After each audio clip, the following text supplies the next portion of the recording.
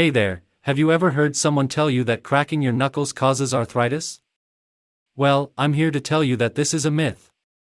Despite what you may have heard, there is no scientific evidence to support the idea that cracking your knuckles can lead to arthritis.